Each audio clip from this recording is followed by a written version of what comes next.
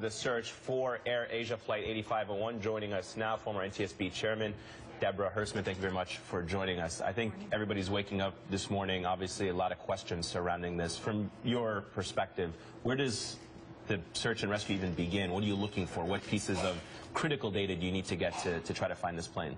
You know, I think everyone's going to be going after the information that's already out there, the last known communications with the pilot, the last radar hits, really looking at that debris field, the weather patterns, the currents, and trying to figure out where that plane is if it went down in the water there.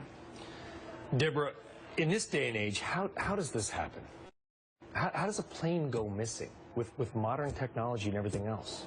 You know, I think that a lot of the aviation community really has to take a hard look at this. After 370, there was a lot of discussion about how to track aircraft, particularly in dark parts of the world. There's a lot of coverage around the world, but there are places where we don't have that But this really is not one of them. I mean, you've got, okay, 370, they believe it went out far into the Indian Ocean, one of the most desolate places on Earth.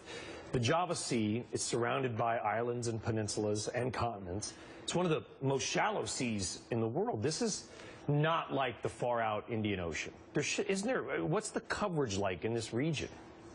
You know, I'd say the coverage isn't like what we see in land-based coverage. Certainly there's going to be open areas over water. It's not like the Atlantic, where NATO really, for defense purposes, set up a lot of coverage. We still do have dark spaces, but this is definitely a better opportunity to find the aircraft than what we're looking at with 370. Deborah, I want to ask about the media appetite for aviation incidents. And I want to rewind back to AirAsia back in San Francisco, which hit the seawall, all the way through to Air France, through to MH370, and what we see now. Given the position that you've held, how do you deal, how does the NTSB, the ATSB, how do they all deal with this media frenzy and this appetite for information in terms of the drip feed, given the lack of information we know at the moment? You know, I see that's one of the hardest things for investigators to deal with, because you really want to avoid speculation. And in the early hours, you just don't have a lot of information, particularly when they don't have an aircraft to go after. As soon as they get those recorders, they're going to have a lot of information to share.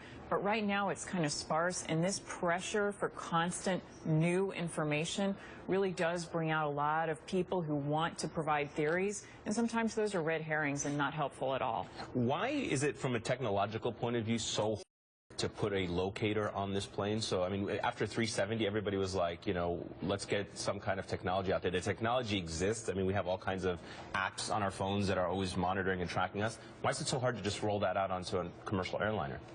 You know, it's really not the issue of tracking the aircraft. They have that transponder on board. They have the information. It's really the constant downloading. And when you think about it, this was always our problem, even with our cell phones. It's the bandwidth.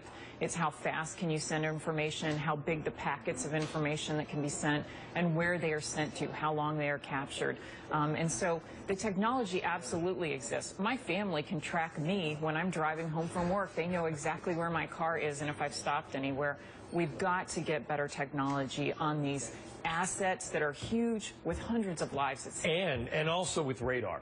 We are using a radar system, are we not, that is based on World War II. There's a new one called Next Gen 2, which would be about $40 billion to upgrade. You could stack 3 times as many planes in the sky. I've been on panels about this. Nobody wants to spend the money, do they? That's right. No, taxpayers don't, the airlines don't, the states don't. And so we're going to have this old technology which is imprecise. And what that radar technology is really land-based. And so when we're looking out over the water, we have to move to satellite technology or next-gen technology. One more airline mystery. I mean, it's almost beyond bizarre at this point. Deborah Hersman, thank you.